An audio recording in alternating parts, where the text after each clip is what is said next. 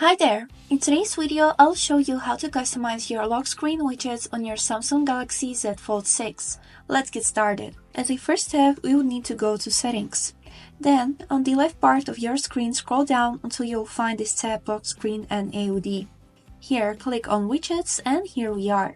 At this step, we will be able to enable or disable some of the widgets by clicking on these sliders right here.